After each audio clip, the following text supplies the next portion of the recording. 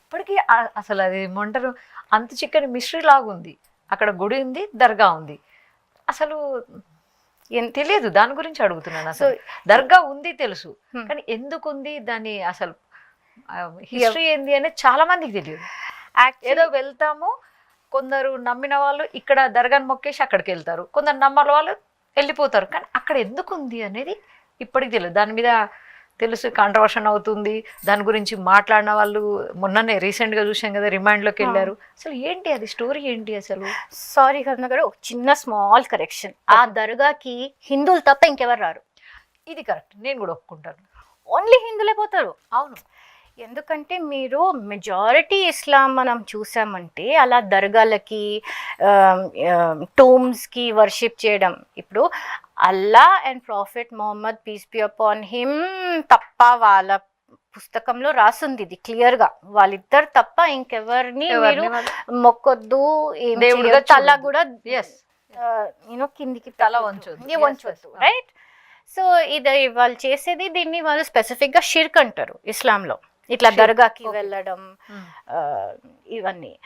అలాంటిది దర్గా మన భారతదేశంలోనే ఎక్కువ ఉంది. ఈ సూఫిజం సాంప్రదాయం ఇప్పుడు మనం చూసుకున్నామంటే, Sufism was a soft power of Islam.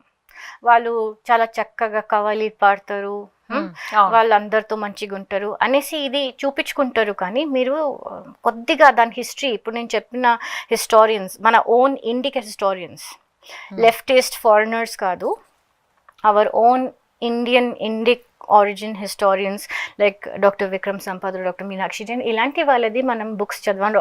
You know doctor BB Lal, ఇలాంటి పాత వాళ్ళని వాళ్ళ పుస్తకాలు రీసెర్చ్ చేసామంటే, ఆల్ దీస్ ఇన్వేడర్స్ వాళ్ళు ఈ సూఫిజం ద్వారానే ఫోర్స్డ్ కన్వర్షన్స్ చేశారు. చాలా అట్రాసిటీస్, హిందూ టెంపుల్స్ డెసిక్రేషన్ చేయడం, కావాల్సుకునే టెంపుల్స్ని పలగొట్టి అక్కడ మాస్క్ చేయడం, లేకపోతే దర్గా అలా కట్టేయడం. ఢిల్లీలో నిజాముద్దీన్, ఇక్కడ అజ్మీర్లో చిస్తీ, ఇలా మన హైదరాబాద్లో కూడా అన్ని చోట్లు ఉన్నాయి.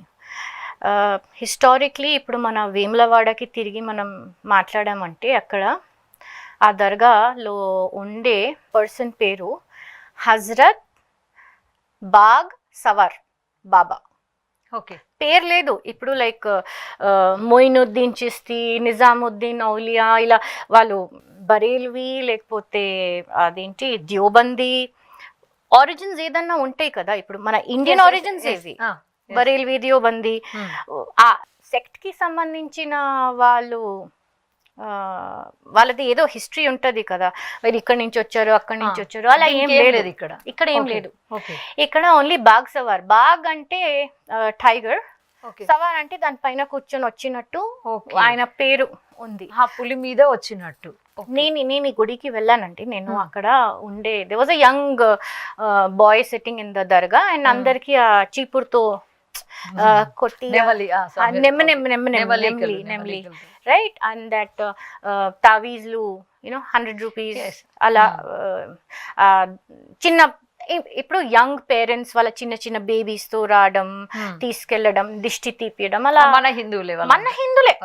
నేను ఒక్క ముస్లింని కూడా అక్కడ చూడలేను. నేను చాలాసేపు అక్కడ కూర్చొని అబ్జర్వ్ చేసిన, ఆ అబ్బాయితో మాట్లాడాను.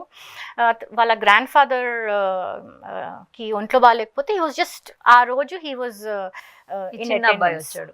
ఆ చిన్న అబ్బాయి తనకి ఎక్కువ ఐడియా లేదు అనేసి చెప్పిండే. సో మనం ఇప్పుడు వేములవాడ హిస్టరీ అనేసి, ద హిస్టరీ ఆఫ్ వేములవాడ అనేసి, there was a historian called BS Sastry.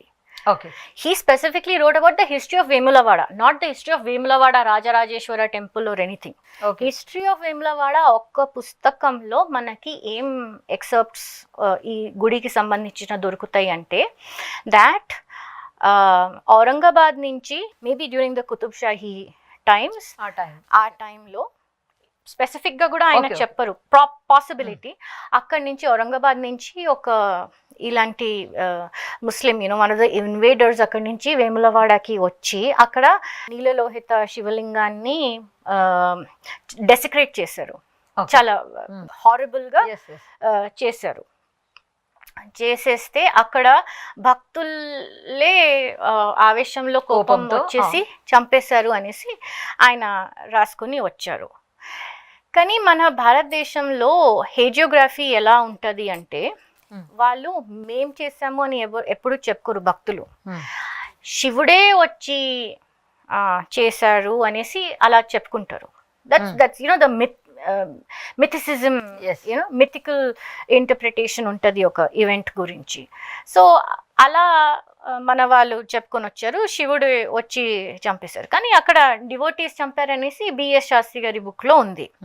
ఇప్పుడు ఈ ముస్లిం సైడ్ వాళ్ళు ఏమంటారు, ఇస్లామిక్ పర్సన్ శివునికి ఫ్రెండ్ భక్తుడు, ఇది మనం అయ్యప్ప స్వామి ఫ్రెండ్ వావర్ స్వామి అనేసి వింటాం కదా, అలా ఫ్రెండ్, ఆయన భక్తుడు ఏదో అనేసి ఆయన టైగర్ మీద బాగ్ మీద సవార్ కూర్చొని వస్తే ఆయన అక్కడే చనిపోతే శివుడే ఇక్కడ కట్టుమన్నారు అనేసి వీళ్ళ స్టోరీ. మన వాళ్ళ స్టోరీ ఏముంది, లేదు శివుడి భక్తు అనేసి ఆయన ప్రధాన అర్చక స్వామి ఎవరు ఉన్నారో శివుని భక్తుంటూ ఉండే ఆయన.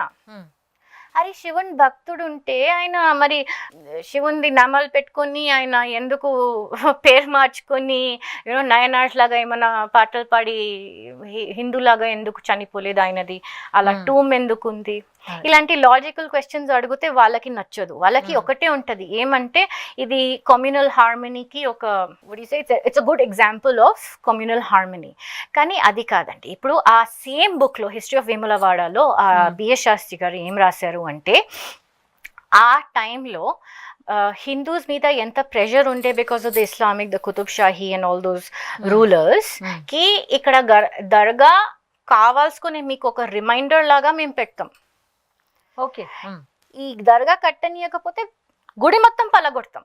So it was the Hindus on our side who try to compromise because we are basically as సనాతన ధర్మ, మనది కల్చరల్ కంటిన్యూటీ ఆ విగ్రహాన్నే పట్టే ఉంది. The Idol is the symbol of cultural continuity of సనాతన ధర్మ. అది లేకపోయిందంటే మనం లేము, హిందూయిజం ఎప్పుడో వెళ్ళిపోయేది. సో ఆ నీలలోహిత స్వామిని రక్షించుకోవడానికి, కాపాడడానికి, ఆ గుడిని కాపాడడానికి సరే అని కాంప్రమైజ్కి చేరి ఆ బాగ్సవర్ హజరత్ బాబా దర్గాని ఉండనిచ్చారు. It was a compromise. This is the thing which is written. కానీ దీనికి ఇలాంటి శాస్త్ర ప్రమాణాలు ఎక్కువ లేవు. మన వాళ్ళు ఆయన భక్తుడు అనేసి వెళ్ళిపోతారు, ఆయన అక్కడ వెళ్తే మంచిగా జరుగుతుంది, దిష్టి, వాళ్ళకి ఇది తెలీదు. ఫస్ట్ ఆయన వచ్చిండు అది పలగొట్టడానికే, విగ్రహాలు ధ్వంసం చేయనికే. మీరు ఇంతే, మీరు మా కాలు కిందనే ఉండాలి, అది గుర్తు చేయనికి. అది కొంచెం హారబుల్ గా ఉంటది కదా, అదంతా డిమాల్ అది చేసినప్పుడు, ఆ ధ్వంసం చేసినప్పుడు కూడా. అవును, మూత్ర విసర్జన చేశారు అనేసి ఒరిజినల్ గా ఉంది. ఏదో శివరాత్రి రోజు భక్తులు పూజ చేసుకుంటుంటే ఇలా అభిషేకాలు జరిగేటప్పుడు కావాల్సుకునే తను వచ్చి మూత్ర విసర్జన చేస్తే అక్కడ ఆవేశంలో ఆగ్రహంలో దే జస్ట్ కిల్ హిమ్. ఇది ఒరిజినల్ మన వాళ్ళు కొందరు చెప్పే, చాలా వెరీ లైక్ 1% వాళ్ళు చెప్పే స్టోరీ. కానీ ఇది ఇండియా మొత్తంలో చూస్తే ఇదే ఉంది స్టోరీ. వాళ్ళు వచ్చారు పలగొట్టనికే, కానీ మొత్తం పలగొట్టాలా లేకపోతే ఈ చంపిన వాడిని ఇక్కడే పాతి పెట్టాలి అనేసి వాళ్ళు కాంప్రమైజ్కి రీచ్ అయ్యేవాళ్ళు.